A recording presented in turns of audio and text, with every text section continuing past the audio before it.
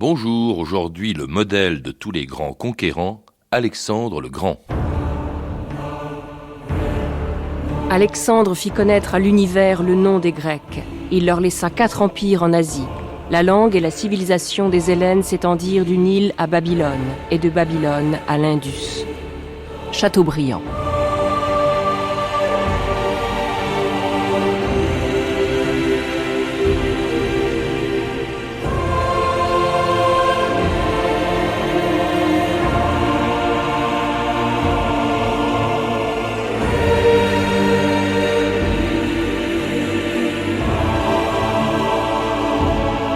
2000 ans d'histoire.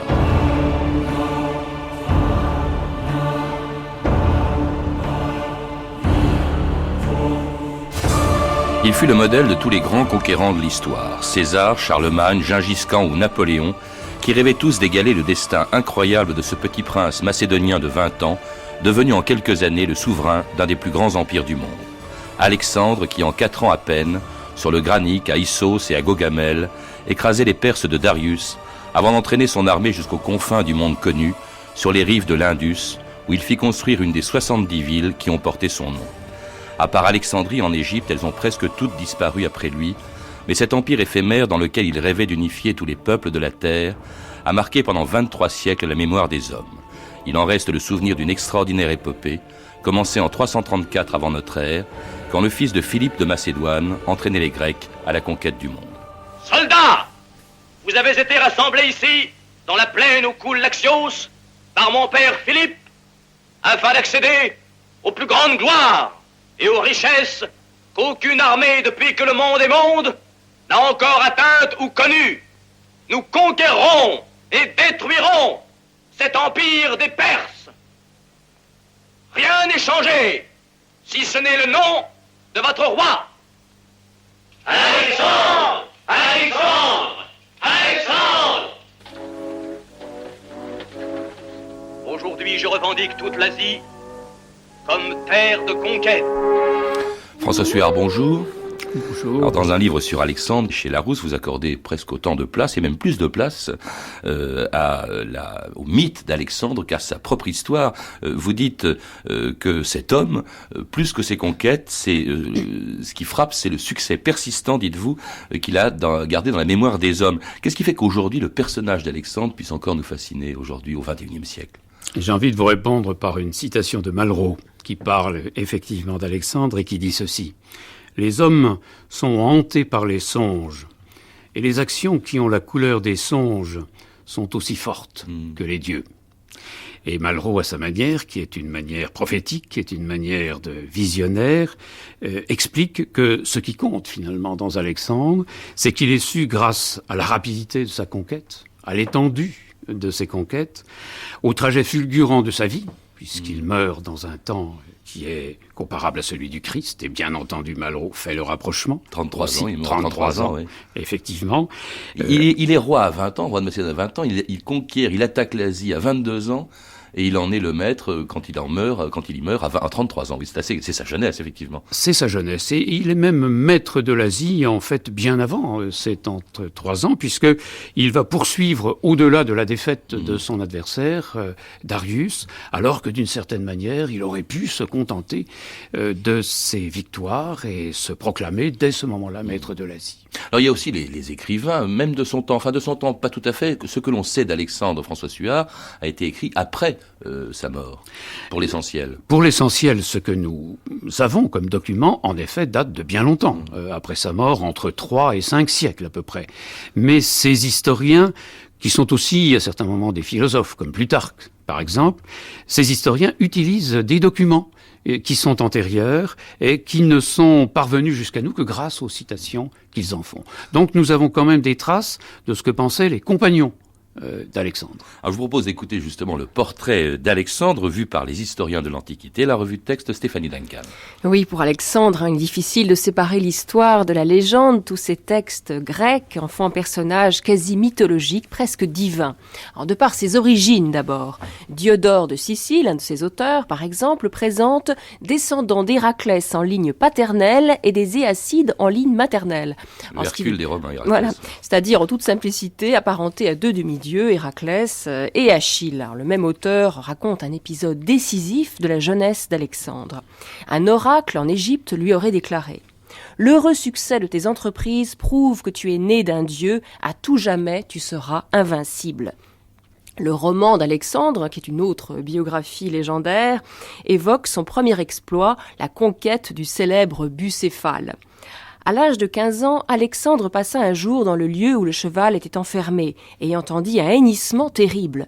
Surpris, il interrogea le général. « Sire, lui répondit-il, c'est le cheval Bucéphale que ton père a fait enfermer parce qu'il se nourrit de chair humaine. » En entendant la voix d'Alexandre, le cheval hennit à nouveau, mais cette fois doucement et mélodieusement, comme dompté par un dieu.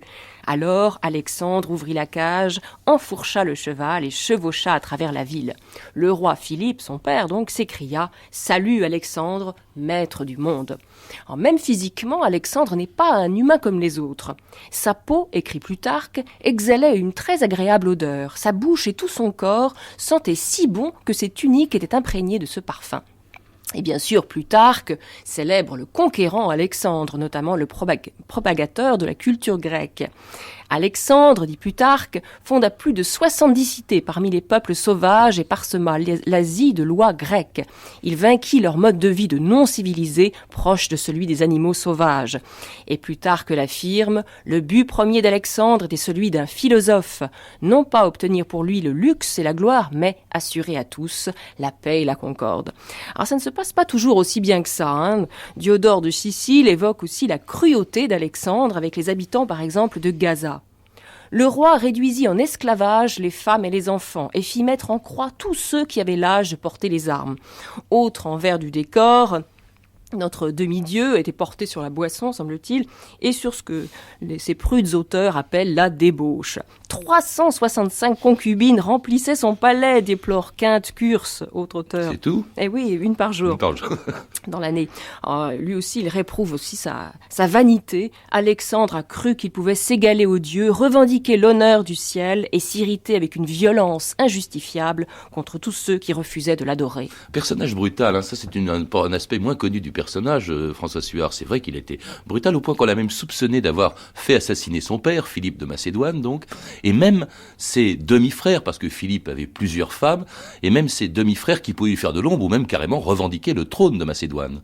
Alors, il n'est pas certain qu'il ait fait tuer son père, mais le contraire n'est pas rigoureusement prouvé non plus. Ce qui est certain, en tout cas, c'est qu'une fois la mort de Philippe acquise, il s'est empressé de faire le ménage et d'empêcher que qui que ce soit pût lui faire de l'ombre. Alors Philippe, son père, avait lui-même conquis, si je puis dire, la Grèce. Il en était devenu l'hégémon, c'est-à-dire le maître, en quelque sorte, de toute la Grèce.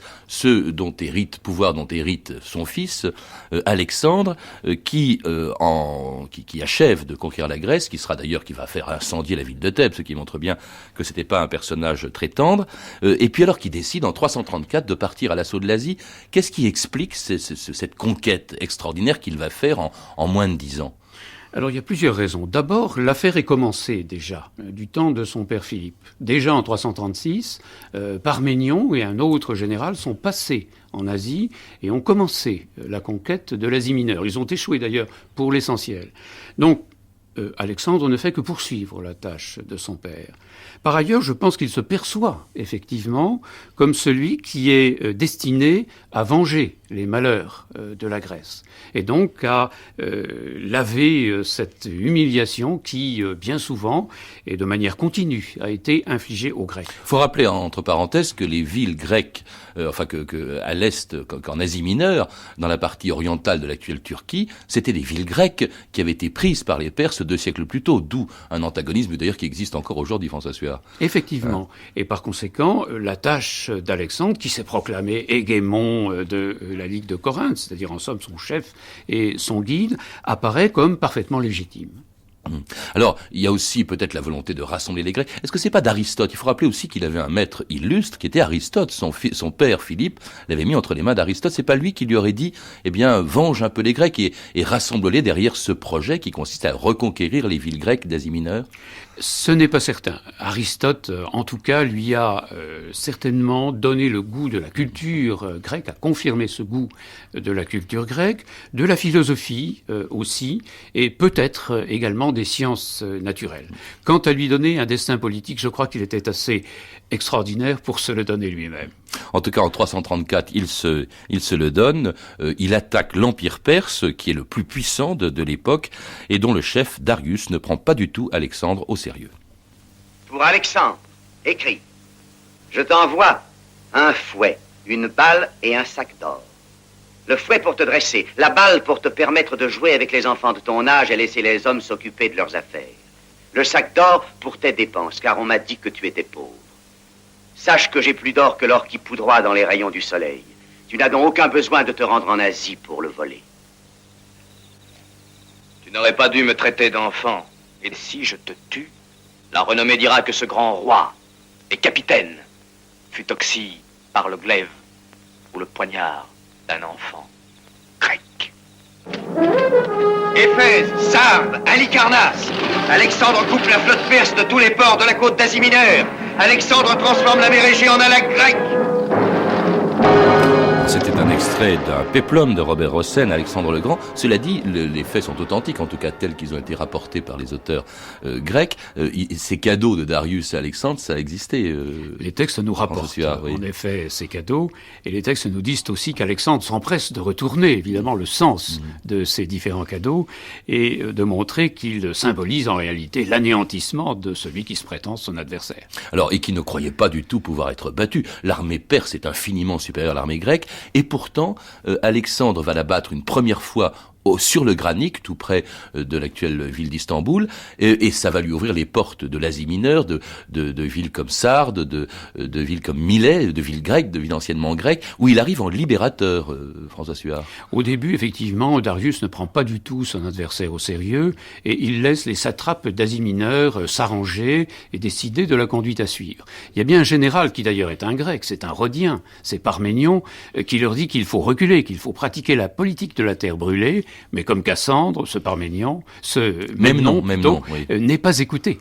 Et ayant affaire à des effectifs mal commandés, avec sa phalange, qui est inspirée par la phalange thébaine, qui a été rodée sur les champs de bataille de Chéronée, par exemple. Expliquez ce que c'est qu'une phalange, parce qu'on a dit que c'était ça qui permettait aux Grecs de l'emporter sur des Perses plus nombreux qu'eux. C'était en fait une technique, une formation de combat qui a permis à Alexandre de remporter ses victoires. Effectivement, c'est une formation d'infanterie qui consiste en plusieurs rangs de combattants, ce qui fait que il n'y a pas de possibilité, de facilité, tout au moins, pour enfoncer cette véritable muraille de piques et de javelots. Piques très longues, effectivement. Alors une muraille qu'il va à nouveau opposer aux armées de Darius, qui se bat en personne. Lui-même, Darius n'était pas sur le Granique, mais il va se battre en personne dans la plus importante des batailles livrées par Alexandre aux Perses, et qui est la bataille d'Issos. On écoute un autre extrait du film de Robert Hossein, Alexandre, joué dans ce film par Richard Burton. Aujourd'hui, c'est la bataille finale. Aujourd'hui, la Grèce sera vengée et l'Asie entière nous appartiendra. Ses richesses seront entre nos mains et nos épreuves seront terminées. L'ennemi nous est supérieur en tout, mais l'armée macédonienne est telle que même si moi, Alexandre, je devais tomber en combattant, vous n'auriez perdu qu'un seul homme. Et l'armée perse est telle que si sa tête était tranchée, le reste du corps périrait avec elle. Par conséquent, Macédoniens, quand nous chargerons, n'ayez qu'une seule pensée. Tuer Darius. Tuer Darius.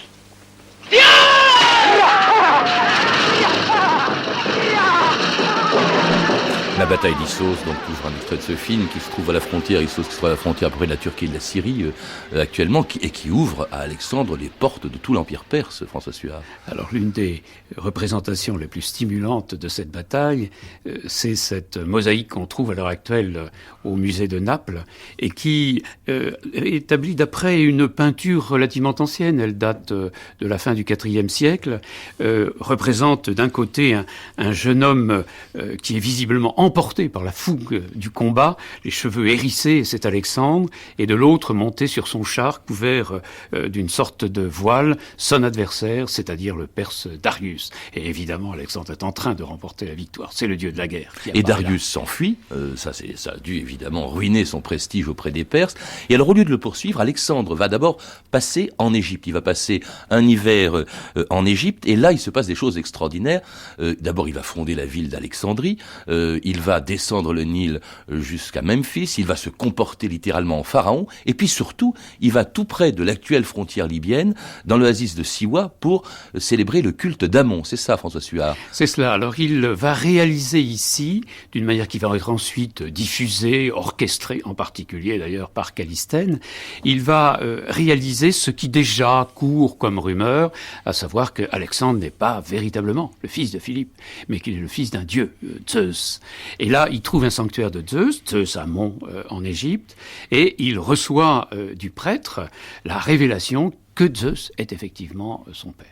C'est un homme de communication, on dirait aujourd'hui, Alexandre. Il sait parfaitement faire de la propagande. Et il est entouré de personnages efficaces, en particulier ce Callisthène, qui est le neveu d'Aristote, du reste, et qui l'accompagnera longtemps et qui, malheureusement, périra, victime de la cruauté d'Alexandre en 327. Il y a un épisode dans le même genre dont on n'a pas parlé, mais c'est quand après avoir pris les villes d'Asie mineure, quand il arrive à Gordion, et il tranche le fameux nœud gordien.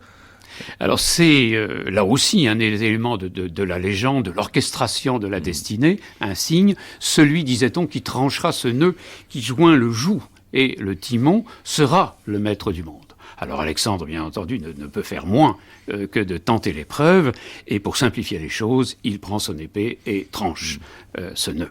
Alors François Suard, après Gordion, après l'Égypte, il franchit à nouveau l'Euphrate, remporte une dernière bataille contre l'armée perse de Darius à Gaugamel, et alors là, brusquement, tout s'ouvre devant lui. Il prend Babylone, il prend Persépolis, il prend Suse, qui étaient des villes qui étaient extrêmement riches. Vous dites dans votre livre qu'il a trouvé de l'or dans des quantités absolument impressionnantes, des tonnes d'or. Alors ce qui transformait complètement, bien entendu, sa situation, d'une sorte de conquérant affamé, manquant de moyens, il se trouve désormais un souverain disposant de ressources extraordinaires qui lui permettent soit de s'établir de manière puissante sur les terres qu'il a conquises, soit de poursuivre la conquête, ce qu'il va faire. Et il trouve une administration qu'il laisse en place. Il garde les satrapes, les gouverneurs de Darius, il les garde auprès de lui. En fait, il respecte tout à fait et la religion, et l'administration, et les hommes de Darius qui est toujours en fuite. C'est un des éléments de sa renommée, assurément, que d'avoir, dans toute la mesure du possible, et ne nous faisons pas d'illusions, dans la mesure où ça l'arrangeait, garder les cadres et garder aussi les éléments religieux. Il n'hésite pas à sacrifier aux dieux du pays qu'il traverse, aux dieux révérés par les Perses. Si bien qu'un certain nombre de satrapes se rallient à lui, ou tentent de se rallier à lui, dont ceux qui vont tuer leur propre roi en fuite, Darius dont Alexandre apprend la mort en 330. A-t-il parlé? Il a prononcé quelques mots que j'ai mal compris. Il a parlé de destin, de sort. Il m'a donné ceci pour te le remettre. Mon fils, Alexandre, contemple à présent ce que je fus et ce que je suis. Seul, sans personne auprès de moi pour me fermer les yeux. Que les Macédoniens et les Perses prennent le deuil pour moi. Prends ma fille Roxane pour épouse, afin que le sang de Darius et de Philippe se mélange en elle, et que nos deux mondes ne fassent plus qu'un. Que nos deux mondes ne fassent plus qu'un. Entre tes mains, je remets mon esprit. Alors ça, c'est la mort de Darius, 330 avant Jésus-Christ, et un Alexandre qui va épouser Roxane et va même marier ses soldats avec des femmes perses. Là, le projet d'Alexandre n'est plus le même. Il s'agit au fond de confondre ou de rassembler, de réunir l'Orient et l'Occident, François Suard. Il a eu effectivement ce dessein et il l'a en partie réalisé. Dès la première victoire sur Darius, lorsque celui-ci propose des conditions de paix, il se présente comme le seul roi légitime de l'Asie. Et il se définit comme celui qui va aller jusqu'aux limites extrêmes de ce pouvoir perse, ce qui l'entraînera tout à l'heure vers l'Inde. ou tout au moins vers l'ouest. Oui, il y va en fait parce qu'il veut venger Darius, son ennemi est mort, il le prend en quelque sorte, d'abord il prend sa couronne tout simplement, et il va le venger des satrapes qui l'ont tué, dont le satrape de Bactriane, l'actuel Afghanistan, et c'est ça qui va le conduire très loin, d'abord en Afghanistan, en Asie centrale, il va fonder des villes, dont l'une s'appelait Alexandrie Arakosi, et des Alexandries comme ça, il y en a eu 70 je crois. Le caractère extraordinaire de fondateur de ville est un des aspects marquants dans Alexandre aussi. Beaucoup de ces fondations probablement sont mythiques, ou si elles ont eu lieu, ne représentent que des confirmations de postes qui existaient. Mais il y a eu effectivement de nombreuses fondations de villes, et il a incontestablement souhaité unir dans un seul empire, au nom d'un État. Et c'est aussi une originalité d'Alexandre. Ce n'est pas seulement une sorte d'ambitieux dévoré par le désir du pouvoir, c'est quelqu'un qui a le sens de l'État. Et il va le construire jusqu'aux confins quand même du monde connu à l'époque, jusqu'au pied de l'Himalaya. Il se bat près de Samarcande, il se bat jusqu'au Pakistan. L'Indus, c'est l'actuel Pakistan. Il visait quoi? Il voulait aller jusqu'en Inde? Il veut d'abord retrouver les limites de l'empire qui avait été tracé par son prédécesseur, par Cyrus, plusieurs centaines d'années auparavant, et il veut étendre même cet empire. Il est l'héritier légitime de la Perse. Il doit donc absolument posséder toutes les conquêtes qui ont été bien souvent laminées déjà, et il veut également les étendre. Donc aller plus à l'ouest. Alors il va donc jusqu'à l'Inde pratiquement. Là, il fait demi-tour. Pourquoi est-ce que brusquement il s'arrête dans ses conquêtes? Pourquoi est-ce qu'il fait demi-tour? Il y est contraint et forcé. Ses soldats en ont assez. Et ils sont à 4000 km de chez eux, il faut le rappeler. C'est un minimum. Oui, plus de 4000 km. Et le contraignent véritablement à s'arrêter. Et il essaie de les convaincre de poursuivre. Et c'est parce qu'il n'a plus personne derrière lui qu'il va descendre vers le sud et ensuite commencer plutôt la remontée vers l'ouest. Oh, il va tous les faire assassiner. Parménion va être assassiné, Philotas, et puis même un de ses plus proches compagnons, Clitus, donc assassiné par Alexandre en 328, parce qu'il osait critiquer Alexandre en public. Tu as écarté tous ceux qui t'avaient servi avec dévouement, même ton père. Il n'y a pas un être en vie qui pourrait ternir ma gloire. Il y a des morts qui y jettent une ombre. Philippe, Attal, Parménion. Ces mots ont un accent de trahison. Ils ont un accent de vérité. Que tous ceux qui viennent se prosterner, ramper devant les plis de ta tunique perce et devant ton trône, qui admettent que tu renies ton père et que tu veuilles te faire passer pour le rejeton d'un dieu, viennent.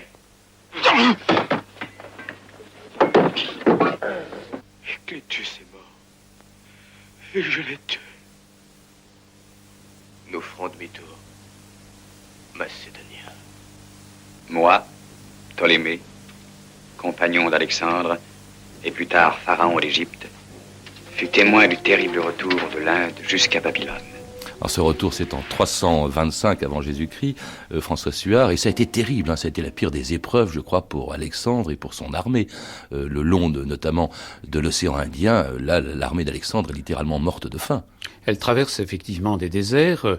Il y a 3 colonnes et c'est celle d'Alexandre qui traverse donc le désert de Gédrosie qu'il souffre le plus. Et c'est là qu'apparaissent les éléments constitutifs de la légende d'Alexandre. Il meurt de soif, un soldat réussit à remplir son casque d'eau, il le lui apporte. Et Alexandre, au lieu de boire, verse par terre le casque parce qu'il n'y en a pas assez pour ses soldats. Et il arrive malgré tout à Babylone, là il reconstitue son empire, parce que pendant son absence, quand il était en Bactriane ou en Inde, évidemment tout le monde a voulu se saisir de son pouvoir à Babylone, sans parler bien sûr de la Grèce, où il était contesté. Et d'ailleurs, en fait il est très fragile cet empire, il est fascinant mais il est fragile. Il meurt à 33 ans, il meurt en 323 avant Jésus-Christ, en juin 323, et aussitôt son empire se disloque, François Suard. Se posent immédiatement des problèmes de succession, lequel de ces généraux éventuellement va prendre le pouvoir. Personne n'accepte, bien entendu. On lui demande à qui veux-tu donner le pouvoir et il dit au plus fort. Au plus fort ou au plus digne. Il est vraisemblable naturellement qu'il n'a rien dit du tout, parce qu'il semble qu'il ait succombé à une sorte de crise de malaria et qu'il ait été aphasique. Mais comme chacun sait, les personnages les plus faciles à faire parler sont les morts. Alors cela dit, il laisse non pas un empire, mais plusieurs empires. Faut rappeler quand même que la Grèce va être gouvernée jusqu'à Cléopâtre par les descendants d'un de ses généraux, Ptolémée. Même chose pour l'empire perse.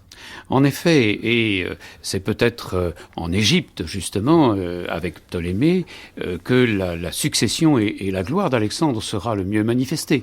C'est là, sans doute, grâce à cette cité qu'il avait fondée, Alexandrie, qui devient une véritable capitale, à la fois politique et culturelle, non seulement que le souvenir d'Alexandre, mais que la gloire de l'hellénisme va pouvoir se développer.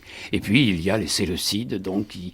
descendants de Séleucos, un de ses généraux, oui. Voilà, qui vont garder pendant très longtemps la souveraineté en Perse, et la Macédoine également constituera l'un de ces royaumes. Et les restes d'Alexandre, on n'a jamais su très bien où ils se trouvaient maintenant. Alors l'histoire des restes d'Alexandre est assez curieuse, parce qu'il est d'abord inhumé à Babylone, bien entendu, où il est mort. Ensuite, on se prépare à le conduire en Macédoine, car bien entendu, celui qui est en Macédoine souhaite pouvoir bénéficier de la gloire d'Alexandre, mais il y a une sorte de détournement de sarcophage. Et Ptolémée embarque ce sarcophage vers Memphis, puisque c'est lui qui va devenir le seul héritier légitime de cette façon d'Alexandre. Et on l'a jamais retrouvé ensuite. Non, on le cherche toujours. Eh bien, pour le retrouver, François Suard, je recommande bien sûr la biographie d'Alexandre que vous venez de publier chez Larousse, et donc signée par mon invité d'aujourd'hui, François Suard. 2 autres biographies récentes sur Alexandre sont également disponibles. Alexandre le Grand de Claude Mossé, publié chez Payot, et puis Alexandre le Grand de Maurice Desmond, paru chez Édito Georges Naef. Et à ne pas oublier non plus les 4 volumes d'un livre de référence que nous utilisons beaucoup dans cette émission, édité chez Larousse, Ils ont fait l'histoire du monde. 4 volumes dans lesquels on retrouve bien entendu un chapitre consacré à Alexandre. Vous avez pu entendre des extraits du film Alexandre le Grand de Robert Rossen avec Richard Burton, distribué par Warner Home Video. Vous pouvez retrouver ces renseignements en contactant le service des relations avec les auditeurs au 0892 68 10 33, 34 centimes d'euros la minute, ou nous contacter sur franceinter.com. C'était 2000 ans d'histoire. À la technique, Philippe Duclos et Sandrine Laurent. Documentation Anne Weinfeld et Virginie Bloch-Lenné.